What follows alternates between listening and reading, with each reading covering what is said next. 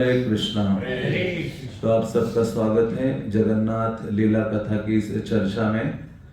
तो 2 दिन हमने श्रवण किया था भगवान जगन्नाथ का जो धाम है उसकी महिमा और भगवान जगन्नाथ किस प्रकार से महाराज इंद्रद्युम्न की जो दर्शन लालसा है उसके कारण से इस जगत के जीवों का कल्याण करने के लिए प्रकट होते हैं।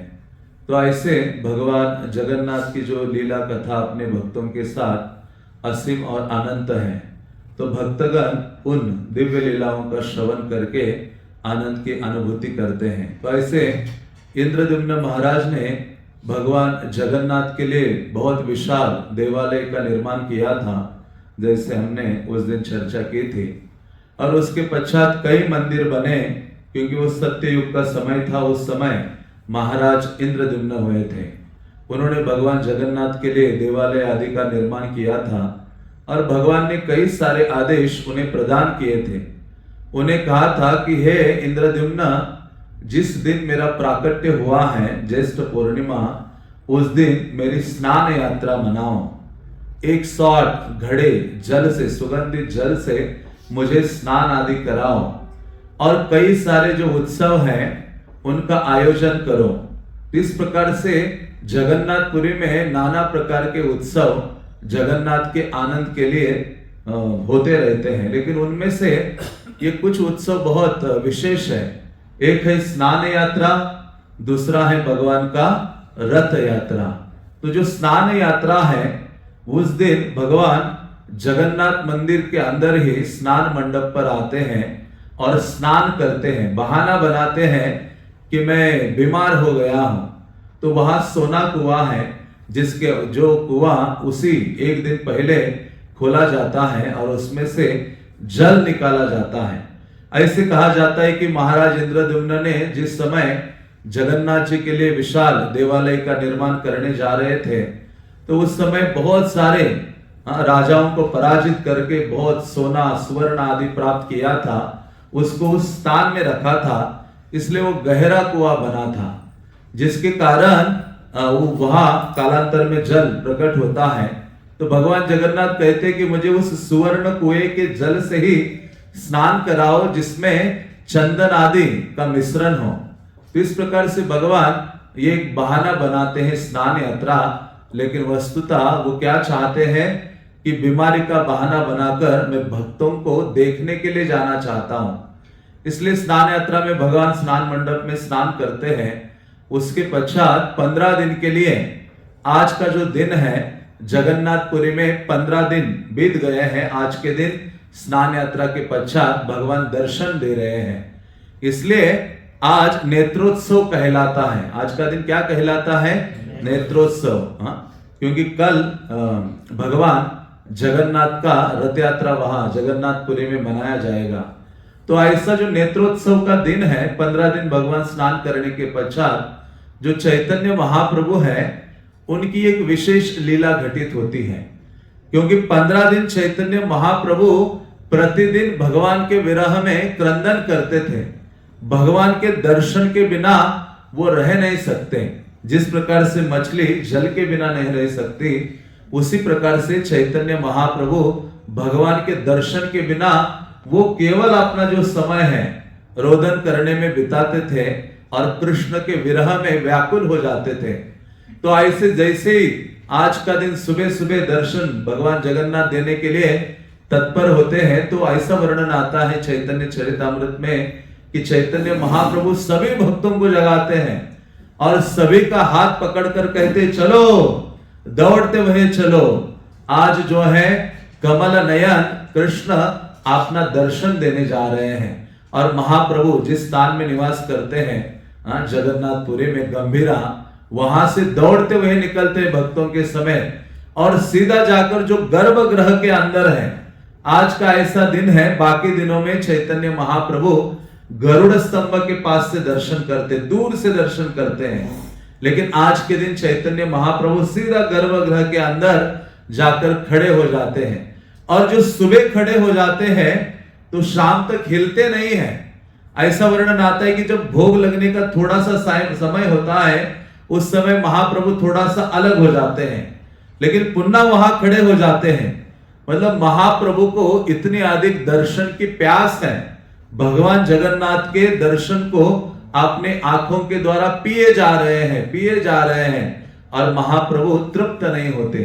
इसलिए कृष्णदास कविराज लिखते हैं, कृष्णावलोकन बिना नेत्रे फल नाही आन।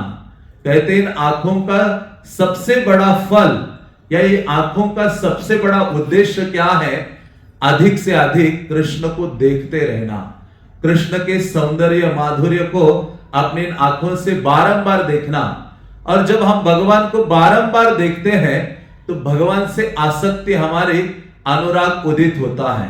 इस संसार की किसी भी वस्तु को, व्यक्ति को, स्थान को हम बारंबार देखते हैं तो उसी से लगाव या आसक्ति हृदय में उत्पन्न होने लगती है, अंकुरित होती है। तो उसी प्रकार से शास्त्र कहते हैं कि चैतन्य महाप्रभु आज के दिन मानो कृष्ण के सौंदर्य माधुर्य को अपने आंखों के द्वारा पी रहे थे, क्योंकि भगवान जगन्नाथ 15 दिन के लिए केवल एक भक्त को अपना समय देते हैं, और वो कौन थे? लक्ष्मी देवी।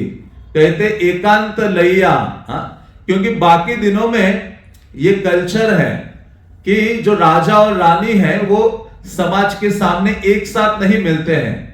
तो वहां जगन्नाथपुरी आप जाते हो तो जगन्नाथ का मंदिर अलग है और लक्ष्मी देवी उनकी भार्या अलग बैठी हुई है। तो पूरे साल उनको टाइम नहीं देते हैं, लेकिन वो उनको टाइम देने के लिए वो एक बहाना है, उनको थोड़ा प्रसन्न करके उनको कहा जाना है, वृंदावन की ओर जाना है। क्योंकि कृष्ण जो जगन्नाथ देवालय में रुके हैं, इतने बड़े विशाल मंदिर में, वो द्वारका का प्रतिनिधित्व करता है, जहां से रथ यात्रा शुरू होगी और भगवान जहां पहुंच जाएंगे, सुंदराचल गुंडीचा मंदिर, वो वृंदावन का प्रतिनिधित्व करता है। तो कृष्ण का जो हृदय है, द्वारका में कोई आनंद अनुभव नहीं होता, भगवान को आनंद अनुभव होता है ब्रज के वनों में और वहां यमुना के तट पर विहार करने में। और आपने जो गोप सखा है, गोपिकाज है, नंद महाराज है, यशोदा है, गव्य है, उनके संग कृष्ण को जो आनंद की अनुभूति होती है, संसार में किसी अन्य चीज से उनको वो आनंद प्राप्त नहीं होता, क्योंकि कृष्ण आनंदमय अभ्यासात है। तो ऐसे जो कृष्ण है लक्ष्मी देवी को संतुष्ट करते हैं। और कृष्णदास कविराज कहते हैं, ताहार सम्मति लैया भक्त सुख देते। वो कहते क्यों जगन्नाथ जी बाहर निकल रहे हैं? कहते पहले अपने पत्नी का परमिशन लेते हैं। लक्ष्मी देवी को कहते बस 2 दिन के लिए जा रहा हूं, क्योंकि वो हमेशा उनके वॉच हमेशा ध्यान रहता है कि कहां जा रहे हैं मेरे जो पति हैं, अकेले नहीं जाने चाहिए, क्योंकि उनको पता है कि ये वृंदावन की ओर बहुत आकर्षित है, वृंदावन के भक्तों की ओर, गोपिकास की ओर आदि। तो लक्ष्मी देवी भी कहती कि आप अकेले तो नहीं जा रहे हैं। कृष्ण कहते नहीं नहीं, मेरे साथ और 2 लोग जा रहे हैं। कौन है? बलभद्र है, सुभद्रा है। बस अभी 15 दिन से बहुत थक गया हूं, एक कमरे के अंदर में रह रहा हूं, तो अभी मुझे थोड़ा सा बाहर जाकर थोड़ा शुद्ध हवा लेता हूं और फिर से आ जाऊंगा, 2 दिन में वापस आऊंगा। तो इस प्रकार से कृष्णदास कविराज कहते हैं, ताहार सम्मति लैया भक्त सुख देते, रथे चढ़ी बाहर हैला। कहते हैं केवल लक्ष्मी का परमिशन लेकर भक्त सुख देते। रथ यात्रा का उद्देश्य क्या है भगवान का? भक्तों को आनंद देना। बस कृष्ण की सारी लीलाओं का, उनके प्राकट्य का जो प्रमुख उद्देश्य है वो केवल यही है, भगवान को आनंद देने के लिए। भगवत गीता में कोई केवल भगवान कहते असुरों का वध करने के लिए मैं प्रकट होता हूं, बल्कि है परित्राणाय साधुना, साधुओं के लिए मैं अवतरित होता हूं। तो उसी प्रकार से कृष्ण के अवतरण का कोई अन्य उद्देश्य नहीं है। आपने लीलाओं के द्वारा भक्तों को आनंद के सागर में डुबोना चाहते हैं, इसलिए तो कार्तिक में वो लीला भगवान प्रकट करते हैं माता यशोदा के साथ। तो इस प्रकार से जो जगन्नाथ जी है वो बाहर निकलते हैं भक्तों को सुख देने के लिए। और भगवान का बहुत ध्यान रहता है कौन कौन रथ यात्रा में भाग ले रहा है और कौन कौन क्या क्या सेवाएं कर रहा है, क्योंकि उनकी आंखें कितनी विशाल है, जिनमें पलके नहीं है। भगवान पूरा ध्यान रखते हैं। तो इस प्रकार से भगवान भक्तों को आनंद देने के लिए उस विशाल देवालय से बाहर निकलते हैं केवल भक्तों के हित के लिए, भक्तों के कल्याण के लिए। तो इंद्रद्युम्न महाराज को भगवान ने कहा था कि हे राजा इंद्रद्युम्न, मैं उत्सव प्रिय हूं। भगवान को कहा जाता है, एक तो भगवान को कहा जाता है माधव उत्सव प्रिया। जो माधव भगवान है उनको उत्सव में बहुत आनंद आता है। और दूसरा माधव स्तुति प्रिया, भगवान को जितनी आप स्तुतियां गाओगे उनके लिए अलग अलग प्रार्थनाएं, जैसे भागवतम है, भागवतम पूरा स्तुतिमय ग्रंथ है। भागवतम में आप देखेंगे केवल प्रार्थनामय ग्रंथ है, हर स्थान में प्रार्थना ही प्रार्थनाएं भरी हुई है। चाहे आप भागवत की शुरुआत करो, कुंती की प्रार्थना, भीष्म की प्रार्थना, देवताओं के द्वारा कितनी प्रार्थनाएं हैं। तो शास्त्र कहते हैं माधव स्तुति प्रिय, भगवान को स्तुतियां अच्छी लगती हैं। और दूसरा क्या अच्छा लगता है, उनको उत्सव अच्छे लगते हैं, इसलिए भगवान इसमें अत्यधिक आनंद की अनुभूति करते हैं। तो ऐसे इंद्रद्युम्न महाराज ऐसे महान भक्त थे जिनका जीवन केवल कृष्ण के लिए समर्पित था, केवल भगवान को आनंद देने के लिए वो तत्पर था। इसलिए कहते कि भक्त कौन है, जिसका जीवन भगवान को आनंद देने के लिए 100% समर्पित है, और जो भगवान की सेवा के लिए बड़ी सी बड़ी रिस्क उठाता है उसको प्रेमी भक्त कहा जाता है। उसको बड़ा भक्त कहा जाता है। कौन? जो भगवान की सेवा के लिए अपने जीवन में बड़ी सी बड़ी रिस्क उठाने के लिए तैयार होता है। श्रील प्रभुपाद जी हैं, 70 साल की आयु में इतना बड़ा रिस्क कोई उठा सकता है? या पूर्ववर्ती आचार्यों को आप उनके चरित्र को देखो, सारे भक्तों ने अपना जीवन यापन किया है केवल भगवान की आनंद के लिए। आश्लिष्टवा पादरताम पिनष्टुमाम, महाप्रभु कहते हैं ना शिक्षास्तकम में, आप मुझे आलिंगन करो या लात मारकर मुझे प्रताड़ित करो, दूर फेंक दो, लेकिन फिर भी आप मेरे प्राणनाथ रहेंगे। तो इस प्रकार से जो भगवान के भक्त होते हैं वो भगवान के आनंद के लिए, इसी को गोपी भाव कहा गया है। गोपियों को आपके सुख, अपने सुख की चिंता नहीं है। किसके सुख की चिंता है? कृष्ण के सुख की चिंता है। वो श्रृंगार आदि भी करती है तो केवल कृष्ण के सुख के लिए। तो इसलिए जो भगवान के भक्त होते हैं भगवान के आनंद के लिए जीवित होते हैं। तो उसी प्रकार से महाराज इंद्रद्युम्न का जो जीवन है कृष्ण को आनंद देने के लिए है, कृष्ण को सुख देने के लिए है, जिसमें अपने स्वार्थ का थोड़ा भी अंश नहीं है। हमारे जीवन में हम कुछ करते हैं तो उसमें हमारा कुछ ना कुछ स्वार्थ होता है, लेकिन जैसा जैसा भक्त शुद्ध हो जाता है, पूर्णता की ओर बढ़ता है, धीरे धीरे वो पूर्ण रूप से भगवान के प्रति समर्पित होता है, अपने सुख की, आनंद आदि की चिंता नहीं करता। तो उसी प्रकार से महाराज इंद्रद्युम्न ने अपने सुख की चिंता नहीं की। जैसे मैंने शुरुआत में कहा था पिछले परसों कि महाराज इंद्रद्युम्न को कई वर मांगने के लिए कहा, लेकिन महाराज इंद्रद्युम्न ने अपने लिए कोई वर नहीं मांगा। सारे जो वर मांगे थे वो मांगे थे किसके लिए? जगत के भक्तों के कल्याण के लिए। तो इस प्रकार से महाराज इंद्रद्युम्न का जो प्राकट्य है, दर्शन लालसा है, जिसके कारण भगवान जगन्नाथ आविर्भूत होते हैं हम सबकी कल्याण के लिए। तो ऐसे जगन्नाथपुरी में जो जगन्नाथ का मंदिर है वो लगभग 1100 साल पूर्व उड़ीसा के जो राजा थे चोड़ गंगादेव, उन्होंने उसके निर्माण की शुरुआत की थी। उसके बाद अनंग भीमदेव एक राजा हुए जिन्होंने उसकी पूर्णता की और भगवान जगन्नाथ की जो सेवा है उसको पूर्ण रूप से स्थापित किया। और साथ ही साथ भगवान का जो जगन्नाथ का जो देवालय है उसके ऊपर नील चक्र को स्थापित करते हैं। जनरली हम देखते हैं कि चतुर्धा विग्रह है, भगवान जगन्नाथ, बलदेव, सुभद्रा, लेकिन जो सुदर्शन है वो गोल नहीं है उनके पास। कैसे है? एक खंबे के रूप में है, खड़े हैं खंबे के रूप में। क्यों? क्योंकि सुदर्शन जी को थोड़ा सा अहंकार हो गया था। भगवान ने देखा मेरे निकट रहता है, घमंडित हो गया। जैसे हम महाराज के निकट होते हैं तो कई बार महाराज के निकट होने से हमें भी अहंकार हो जाता है, कंट्रोल करने की भावना आती है। ऐसा कहते हैं, भागवत कहते हैं भगवान सब कुछ सहन करेंगे, आप चाहे कितना पतित आदि इंद्रियों के वश में हो जाओ, लेकिन भगवान देखते हैं भक्त के हृदय में अहंकार, गर्व की भावना आई है तो उसको तुरंत उसका इलाज करते हैं। या तो भगवान करते हैं या प्रकृति के माध्यम से करते हैं या किसी अन्य को इंस्ट्रूमेंट बनाते हैं। तो उसी प्रकार से भगवान ने देखा कि ये जो सुदर्शन है ये इनके हृदय में चल रहा था। क्या चल रहा था? मन ही मन में कि मैं कितना महान हूं, मेरे बिना तो भगवान कुछ सेवा ही नहीं कर सकते। कई बार होता है ना, हम कहते मेरे बिना कुछ नहीं चल सकता। प्रभुपाद जी कहते मेरे गुरु महाराज ने एक बार मेरा अहंकार तोड़ दिया, क्योंकि मैं इतना डोनेशन दे रहा था इलाहाबाद के गौड़िया मठ में। तो और फिर जब भक्ति सिद्धांत महाराज एक बार प्रवचन दे रहे थे तो प्रभुपाद जी युवा थे, वो आके बैठे प्रवचन में, और एक व्यक्ति बैठा, बहुत लोग बैठे थे, और बैठ के बीच बीच में बातें कर रहे थे। तो भक्ति सिद्धांत कहते तुम्हें क्या लगता है, तुम डोनेशन देते हो इसलिए ये मठ चल रहा है कि तुम इसके बीच में कृष्ण कथा के बीच में बातें करोगे? तो प्रभुपाद कहते मेरा शरीर ऐसे पिघल गया उनके इन वचनों से।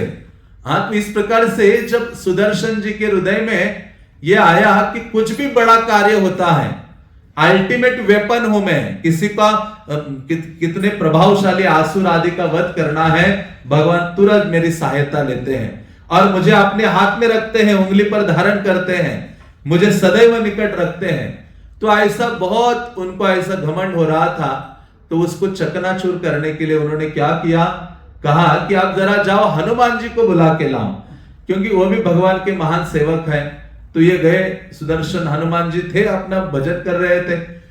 हनुमान जी को कहा चलिए आइए आप। तो हनुमान जी कहा कि आपको जगन्नाथ जी ने बुलाया है। तो ये जब आए तो जगन्नाथ मंदिर में प्रवेश करना था हनुमान जी को, तो उससे पहले सुदर्शन आकर इतना बड़ा अपना विस्तार किया और जगन्नाथ मंदिर के चारों ओर ऐसे घूमने लगे ताकि हनुमान उसमें प्रवेश ना कर पाए।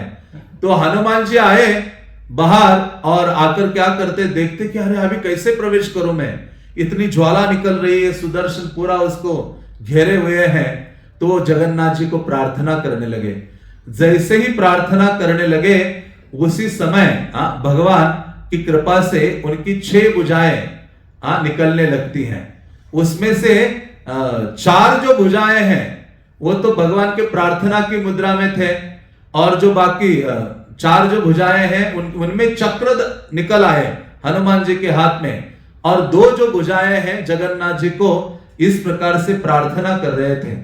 और ये जब सुदर्शन जी ने देखा तो वो पिघल जाते हैं और तुरंत ही वहां से जाकर दौड़ के भगवान के चरणों में जाते हैं, और हनुमान जी भी वहां तुरंत पहुंच जाते हैं अंदर।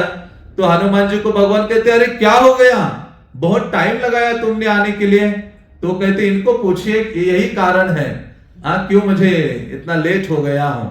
तो जब ये कारण बताया और तब भगवान ने उनको सुदर्शन जी को डांट लगाते हैं जगन्नाथ जी, और कहते हैं अपने आप को आप समझते क्या हो, दूसरे भक्त को प्रवेश देने के लिए भी तुम अनुकूलता नहीं दर्शाते हो, और साथ ही साथ स्वयं को बड़ा महान भक्त समझते हो, मेरा महान सेवक समझते हो। कहा कि कलियुगा में तुम्हारा ये गोल रूप नहीं रहेगा, किस रूप में मेरे साथ रहोगे, एक खंबे के रूप में खड़े रहोगे मेरे निकट। तो इतनी याचना करने लगा क्योंकि तब भगवान के चरणों में लोटपोट होने लगा, भगवान को गिड़गिड़ाता है। भगवान कहते हैं ठीक है मेरे निकट इस रूप में रहोगे खंबे के रूप में, लेकिन मेरा जो देवालय होगा उसके ऊपर तुम नील चक्र विशाल राउंड फॉर्म में नील चक्र के रूप में विराजमान होगे। और इतना होगा कि यदि कोई व्यक्ति मेरे देवालय में प्रवेश भी ना कर पाए तो वो दूर से भी उस चक्र का दर्शन करेगा, तो मुझे उसे वही लाभ मिलेगा जो मेरे दर्शन से प्राप्त होता है। इतना ही नहीं, कोई व्यक्ति दूर से भी कुछ मुझे अर्पण करना चाहता है, ऐसे भोग लगा देगा, तो मैं क्या करूंगा, स्वीकार करूंगा। तो इस प्रकार से भगवान उनका जो क्रोध है या उनका जो घमंड है उसको चूर करते हैं, और भगवान वास्तव में उन लोगों पर दयाद्र होते हैं जिन लोगों के लिए जगन्नाथ मंदिर में प्रवेश नहीं है। इसलिए देखेंगे हमारे महान जो आचार्य हैं, रूप गोस्वामी हैं, सनातन गोस्वामी हैं, हरिदास ठाकुर हैं, इन्होंने जगन्नाथपुरी में रहे लेकिन जगन्नाथ मंदिर में प्रवेश नहीं कर पाए। लेकिन दूर से ही हर समय उस नील चक्र को देखते थे और उससे संतुष्ट हो जाते थे।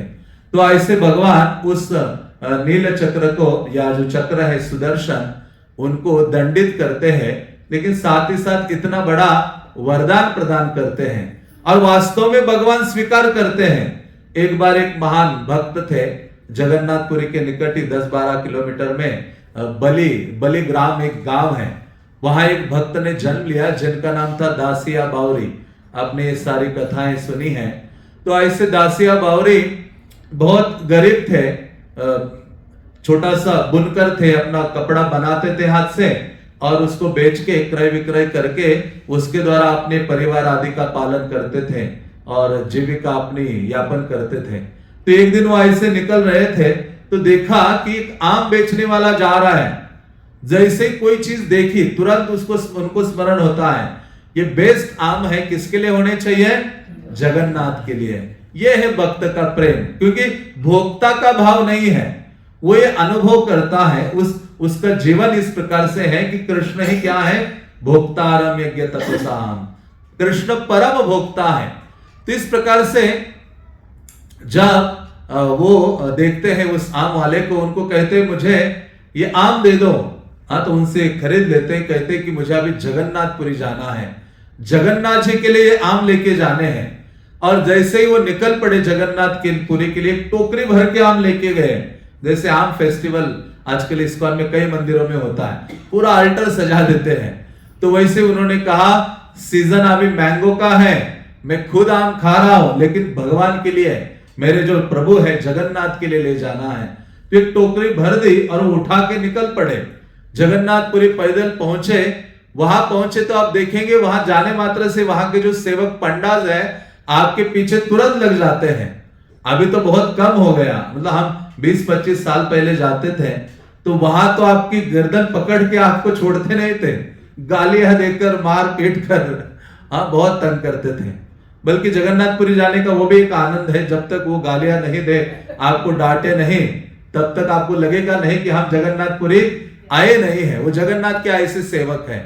तो इस प्रकार से जब ये दासिया बावरी वहां पहुंचा, उन्होंने कहा लाओ लाओ, मैं यहाँ जगन्नाथ के लिए ले जाता हूं, उनको अर्पित करता हूं। अलग अलग जो पंडाज हैं उन्होंने कहा नहीं, मैं आप लोगों के हाथ में नहीं दूंगा, हाँ मेरे प्रभु को डायरेक्ट में खिलाऊंगा। तो उन्होंने कहा अरे ऐसे कैसे आप मंदिर में नहीं जाओगे और यहां से कैसे खिलाओगे? उन्होंने कहा नहीं, मैं यहां से ही खिलाऊंगा जगन्नाथ जी को। उन्होंने कहा ऐसे तो आपके हम सड़ जाएंगे। तो जब मंदिर के गेट पर थे, वहां से थोड़े कदम पीछे आते हैं, भगवान के नील चक्र का दर्शन करते हैं और पतित पावन बाना, जो ध्वज है, पताका है, हाँ उसको पतित पावन बाना कहा जाता है। उसके ऊपर सूर्य और चंद्रमा है। ऐसे कहा जाता है कि जहां जहां सूर्य चंद्रमा है वहां तक जगन्नाथ का क्या है? राज्य है, वो नाथ है सबके।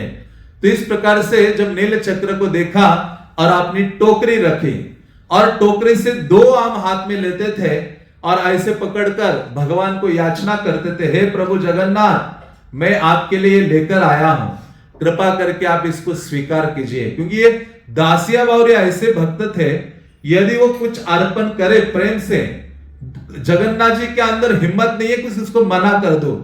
बल्कि एक घटना तो ऐसी हुई थी उनके जीवन में, एक बार वो जा नहीं पाए जगन्नाथपुरी, तो कोई एक भक्त जा रहा था और उस समय जा रहा था तो देखा कि हमारे गांव का कोई व्यक्ति जगन्नाथपुरी जा रहा है, तो मुझे कुछ ना कुछ भगवान के लिए देना चाहिए। ये प्रेम का स्वभाव है। जैसे प्रभुपाद ने सैन फ्रांसिस्को में जगन्नाथ जी को स्थापित किया, तो भक्तों ने पूछा कि हम आए जगन्नाथ जी के पास तो क्या करना चाहिए? प्रभुपाद ने कहा खाली हाथ नहीं आना चाहिए, कुछ ना कुछ भगवान के लिए लाना चाहिए। पत्रम पुष्पम फलम तोयम, या फल आदि हो, या कुछ नहीं तो तुलसी का पत्ता लेकर आए। ये सारी चीजें सरलता से अवेलेबल है।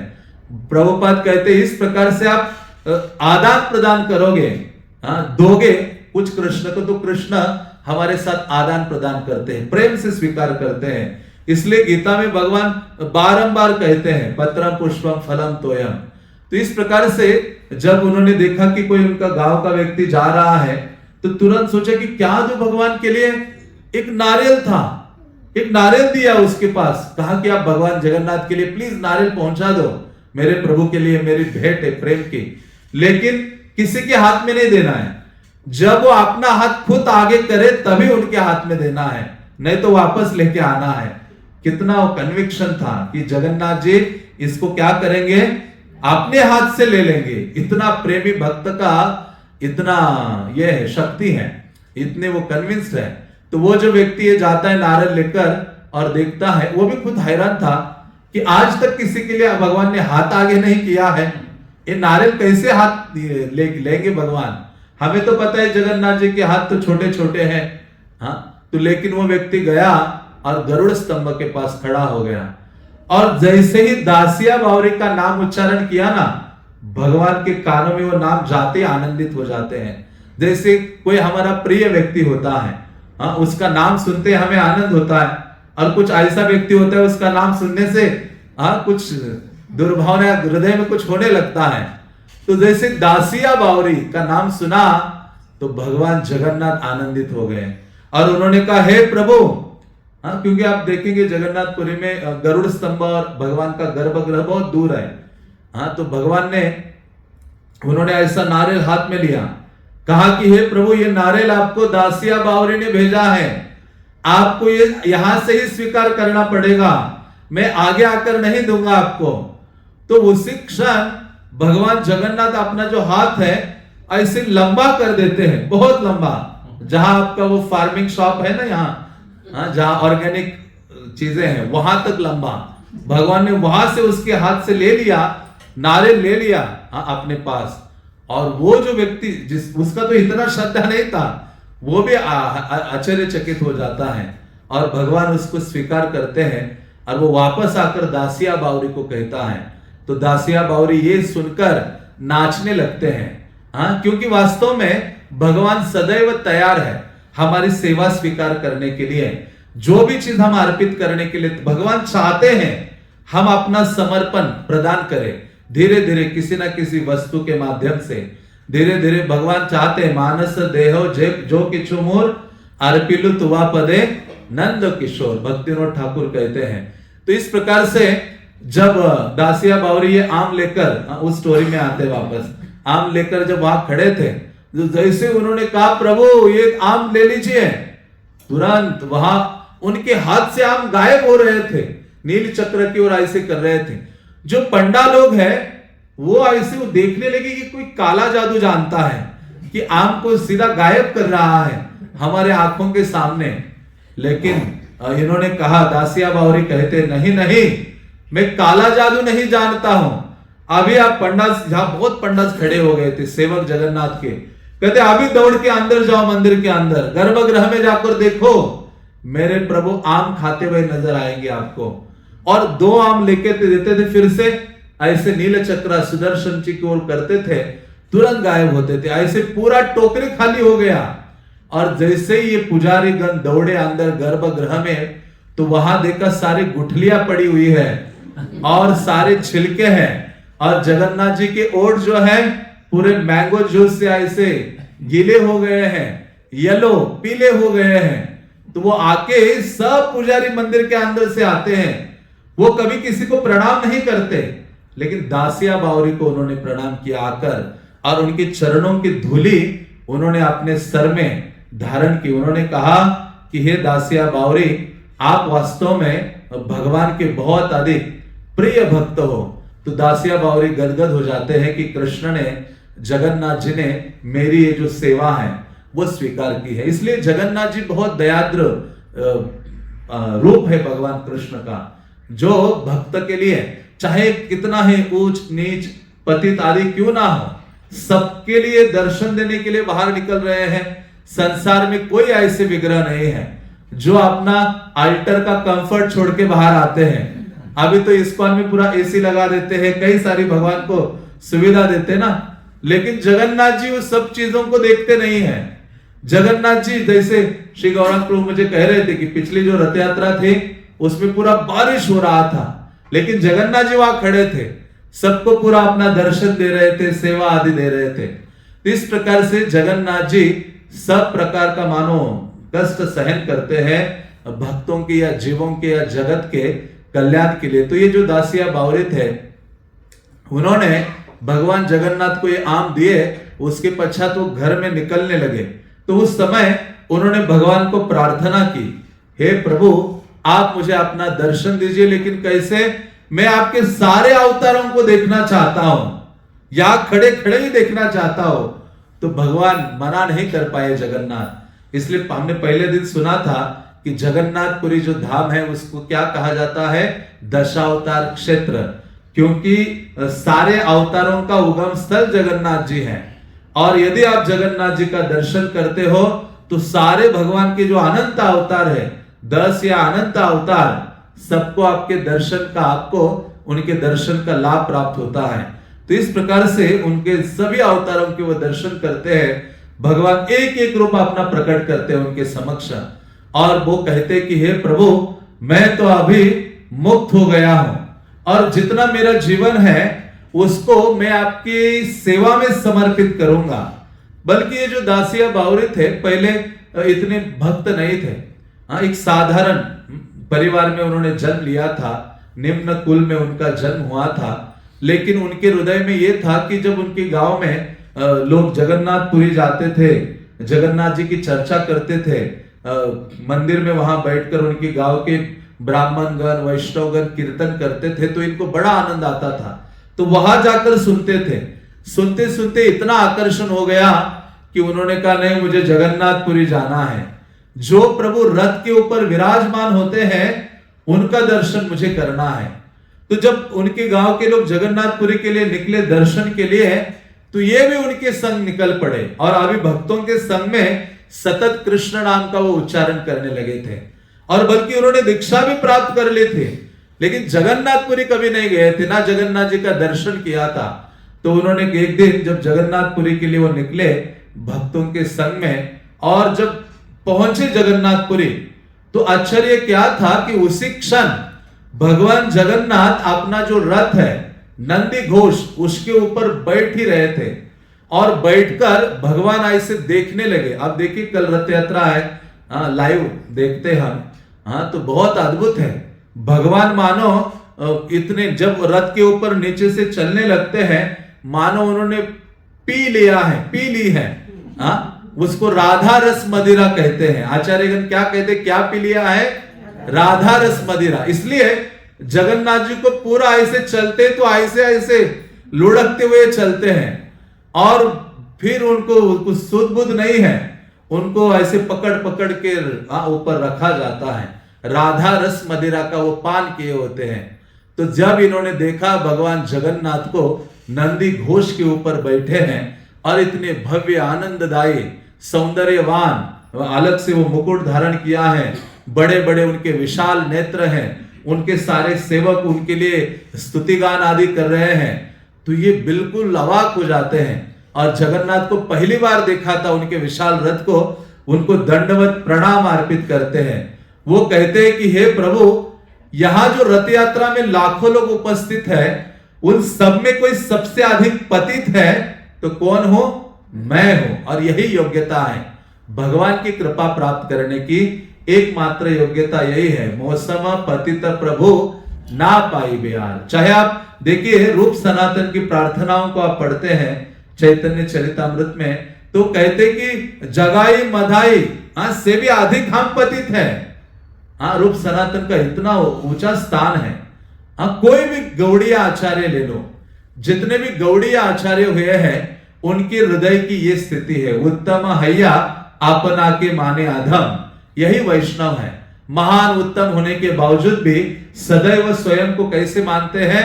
मैं तो सबसे अधम हूं। प्रभुपाद ने व्यक्त किया है, अमेरिका में जब अपना पहला कदम डाला, प्रभुपाद कहते हैं मेरा नाम भक्ति वेदांत रखा गया है, लेकिन ना मुझ में भक्ति है और वेदांत मीन्स ना मुझ में ज्ञान है, लेकिन हे प्रभु एक चीज मुझ में है, नामे खूब धरो। आपका ये जो पवित्र नाम है ना, उसको मैंने बहुत अच्छे से पकड़ के रखा है।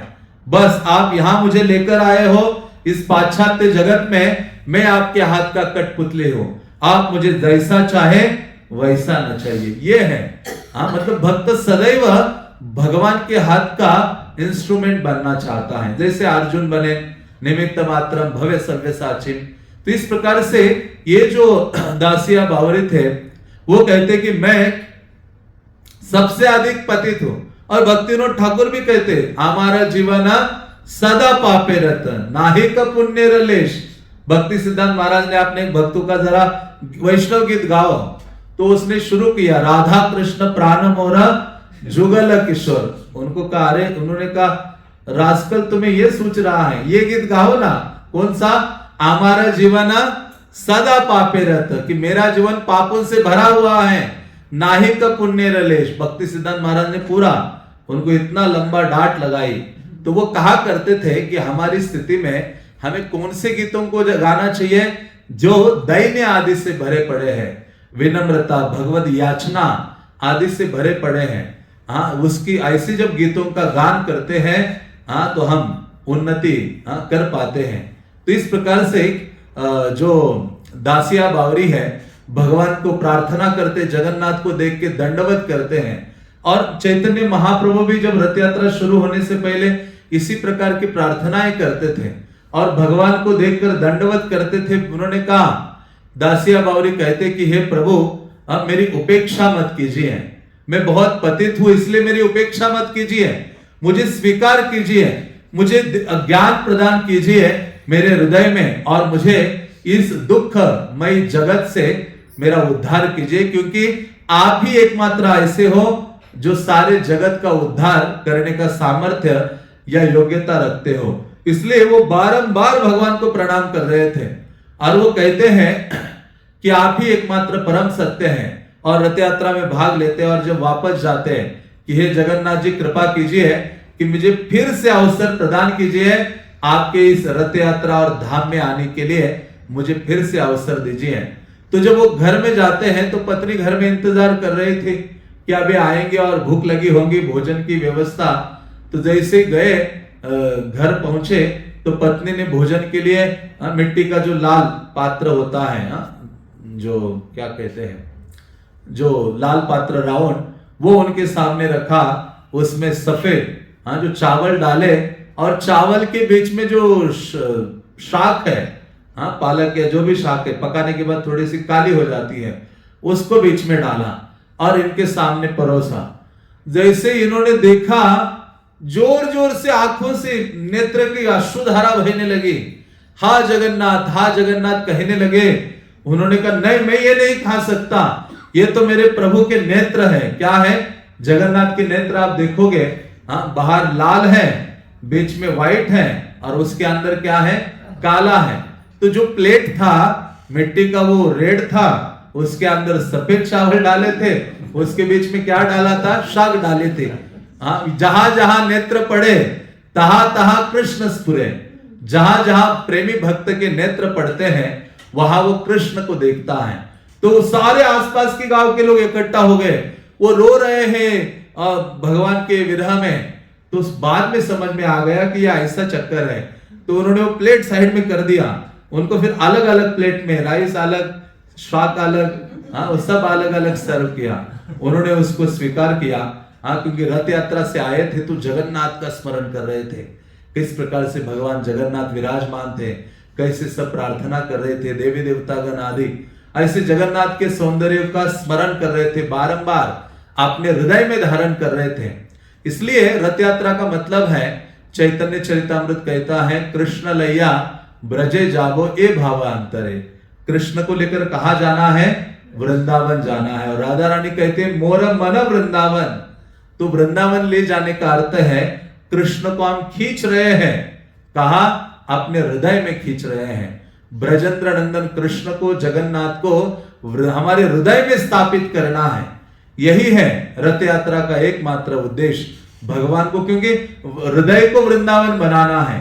भगवान हृदय, जिसके हृदय में भगवान के लिए प्रेम होता है, भगवान ऐसे भक्त का हृदय कभी छोड़ते नहीं और ऐसा हृदय धाम से अभिन्न होता है। तुम्हारा हृदय सदा गोविंद विश्रा। तो गोविंद कभी ऐसे हृदय को छोड़ते नहीं है। इसलिए हमारा उद्देश्य क्या है? हमारा ये जो, जैसे आज गुंडीचा मार्जन है, तो ये गुंडीचा मार्जन का मतलब यही है, हृदय को क्लीन करना, जिसमें कृष्ण को कल खींचने का समय है, हमारे लिए तो परसों है। हाँ, तो इस प्रकार से हृदय में भगवान को खींचकर हृदय रूपी वृंदावन में स्थापित करना। तो ऐसे जब आए रथ यात्रा से, रात को जब दासिया बावरी शयन करने लगे तो वो सोच रहे थे, लेटे लेटे भगवान को प्रार्थना कर रहे थे कि हे कृष्णा, कि आप मेरे ऊपर दयालु हो सकते हैं, आप तो वहां प्रकट है जगन्नाथपुरी में, आप क्या मेरे इस छोटी सी कुटिया में प्रकट होकर मुझे दर्शन दे सकते हैं इस रात्रि में? हाँ, क्योंकि आप तो देवताओं के द्वारा प्रार्थना को स्वीकारते हैं, क्या मेरी ये साधारण प्रार्थना को आप स्वीकार कर सकते हैं? हाँ, तो उस समय भगवान जगन्नाथ उनकी कुटिया में प्रकट हो जाते हैं और उनको उनकी आराधना आदि करते हैं। और भगवान जब अप्रकट होने से पहले भगवान कहते, दासिया बावरी कुछ वरदान मांगो, कुछ मांगो। तो वो 2 चीजें मांगते हैं। वो कहते हैं 3 चीजें, बल्कि वो कहते हैं कि मेरा एक तो कहते हैं कि आपके चरणों का स्मरण मुझे सदैव होना चाहिए, दिन रात आपके चरणों का मैं स्मरण करता रहूं। और दूसरा, आपके जो भक्त है उनके भी चरणों का मुझे स्मरण होता रहे, आपके भक्तों के प्रति सेवा और उनके स्मरण की भावना मुझे हमेशा रहनी चाहिए। और तीसरी चीज कहते हैं, जहां भी मैं आपका स्मरण करूं उस समय आप मुझे दर्शन दीजिए। तो इस प्रकार से भगवान जगन्नाथ ने उस समय कहा था कि आप जब भी नील चक्र को देखोगे तो मैं आपके लिए प्रकट होऊंगा, और जब भी तुम नील चक्र को कुछ अर्पित करोगे तो मैं क्या करूंगा, स्वीकार करूंगा। तो इस प्रकार से ऐसे विशेष ये जो भक्त थे दासिया बावरी, जिनका भगवान के प्रति अति प्रेम था, और जब जगन्नाथ जी देखते हैं किसी भक्त व्याकुल है, उनका दर्शन करने के लिए भगवान अपना देवालय छोड़कर भाग जाते हैं। 2 चीजों के लिए भगवान भागते हैं, एक है कीर्तन सुनने के लिए और दूसरा है दर्शन देने के लिए, तीसरा है किसी ने अच्छा भोग बनाया है तो वो खाने के लिए भी पहुंच जाते हैं। एक बार भगवान ने अपना एक रेसिपी स्वयं ही क्रिएट किया, खाजा जगन्नाथ प्रसाद है ना, खाजा, हाँ, वो जगन्नाथ का खुद का रेसिपी है। वो एक भक्त के स्वप्न में जाकर उसको मंदिर के सामने स्वप्न में उसको बता दिया, कहा कि कल इसको बनाना शुरू करो, मैं आ रहा हूं।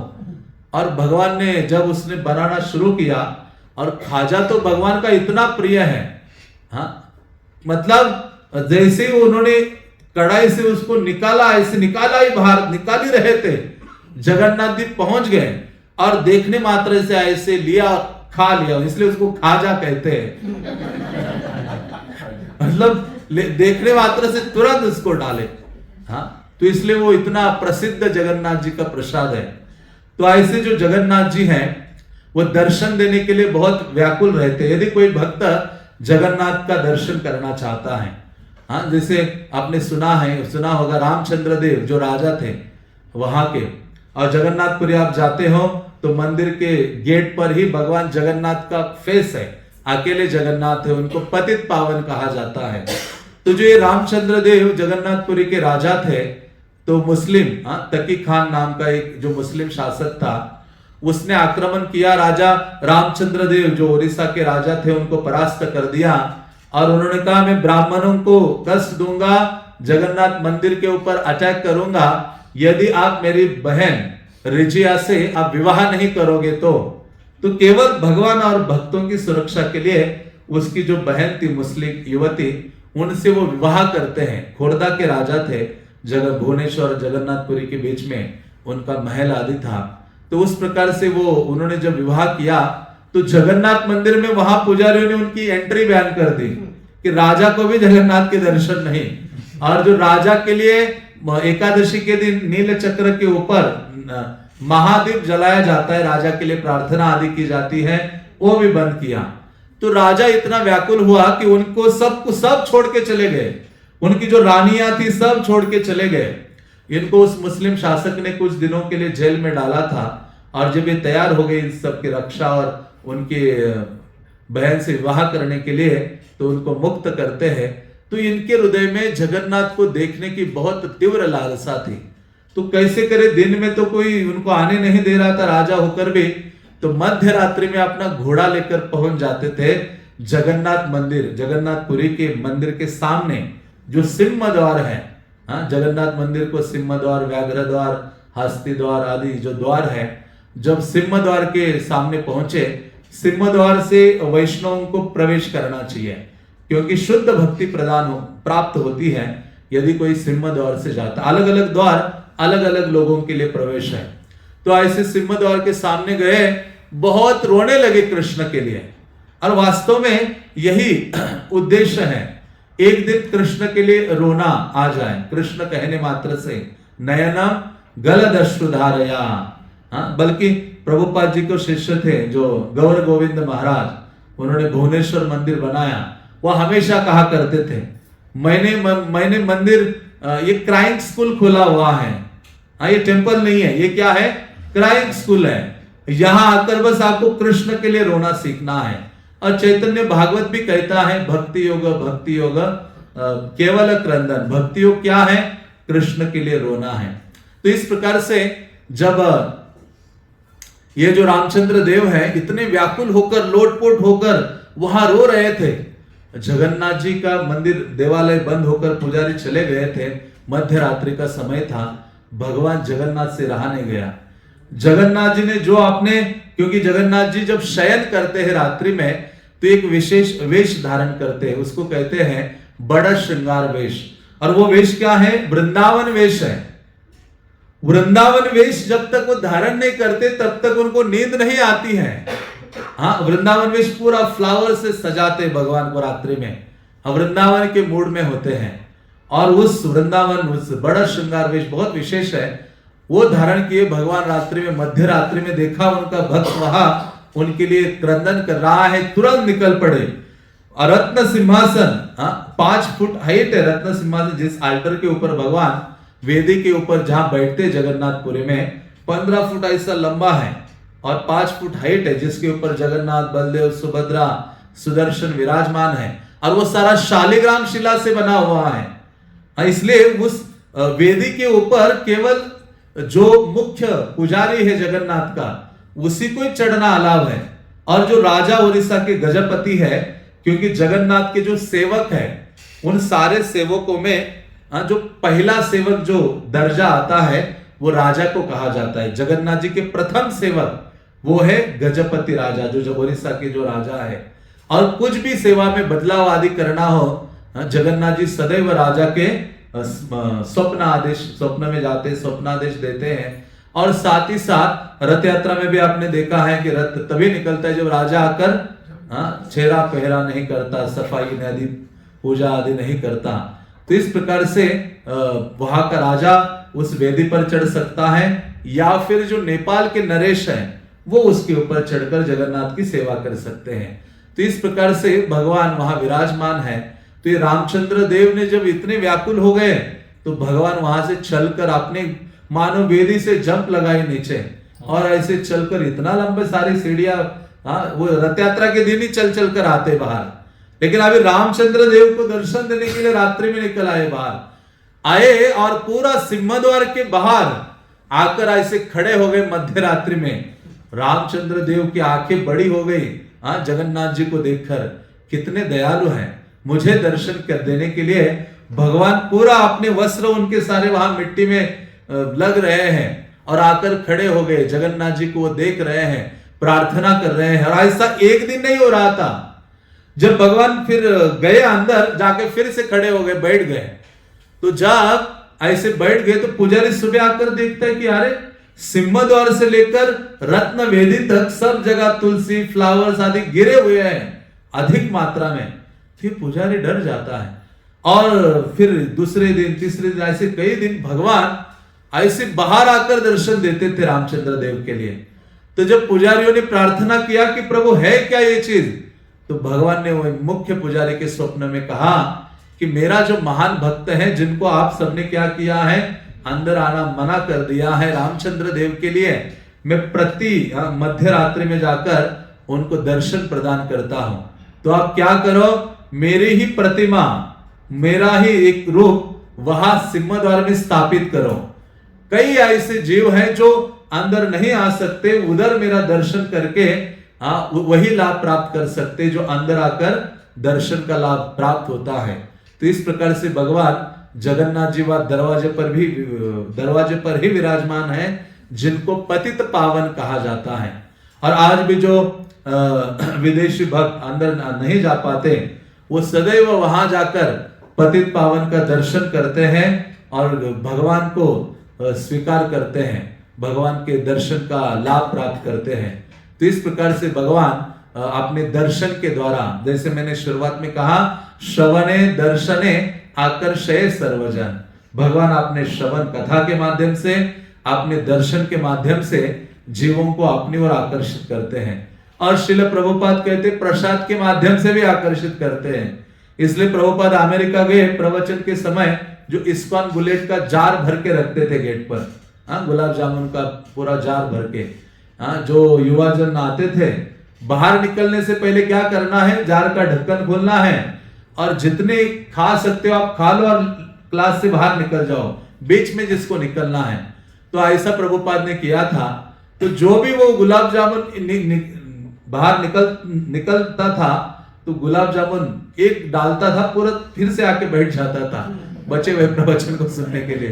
तो प्रभुपाद ने कहा इस प्रकार से प्रसादम के द्वारा, जगन्नाथ के प्रसाद के द्वारा जीवों को आकर्षित किया है। तो जगन्नाथ जी सारे जगत को प्रसाद प्रदान करते हैं। इसलिए कहा गया है कि जगन्नाथ प्रसादे तो प्रसन्नता, प्रसन्नता कहां से आती है, प्रसाद से आती है।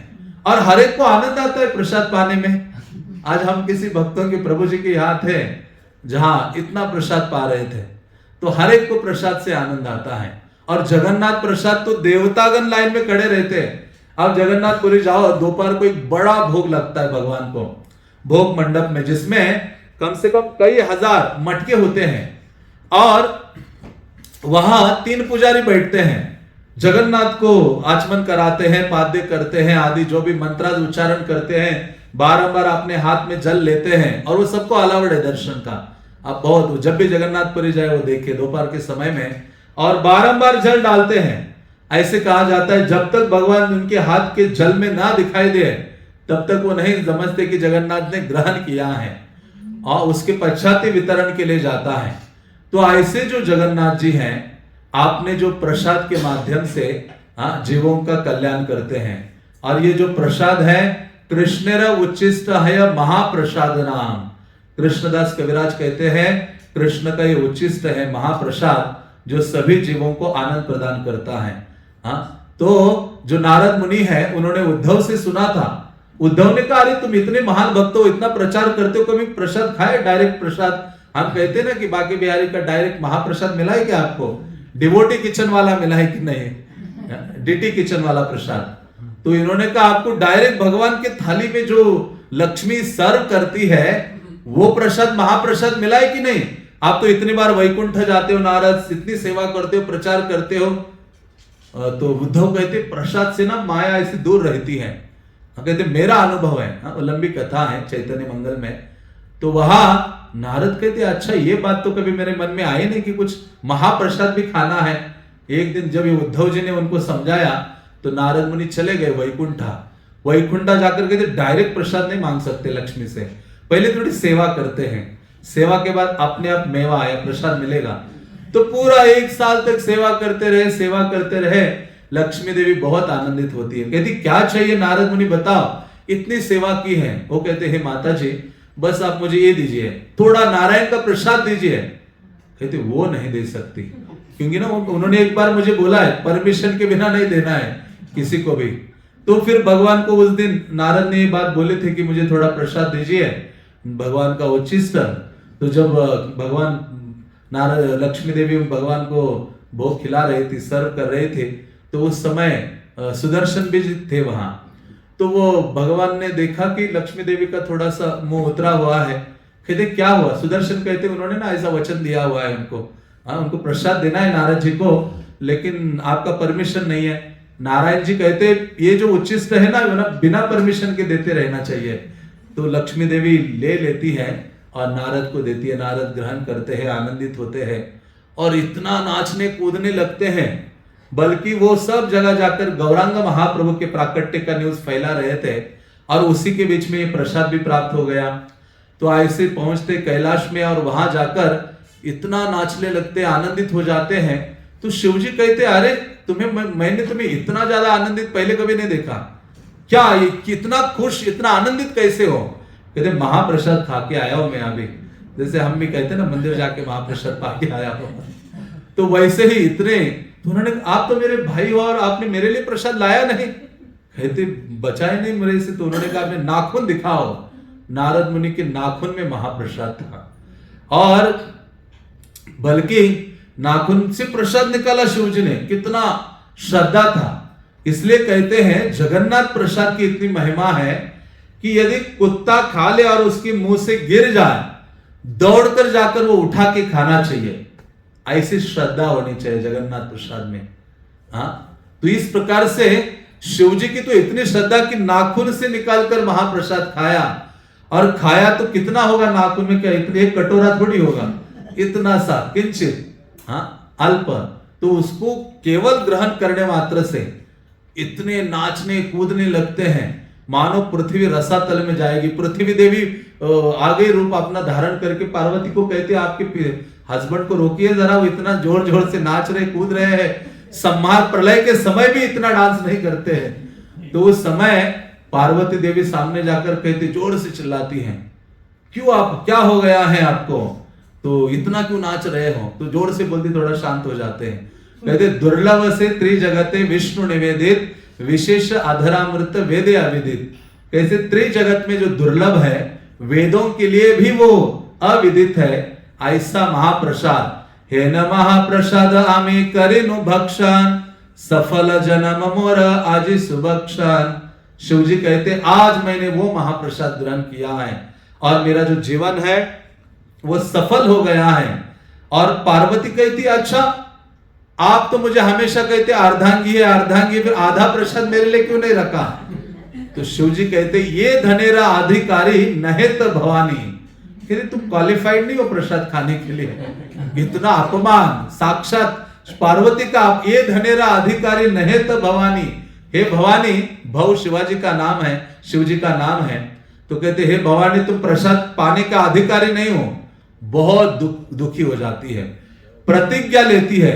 वो कहती है, यही महाप्रसाद मुई दिमु जगत तेरे, मोर प्रतिज्ञा पावे श्रगाल कुकुरे। वो कहती है, मैं ये प्रतिज्ञा लेती हूं, ये जो महाप्रसाद से आपने वंचित किया है ना, इतना महाप्रसाद प्रकट कराऊंगी कि जगत में उसका वितरण होगा। इतना ही नहीं, जो कुत्ते हैं, बिल्ली है, सियार है, उनको भी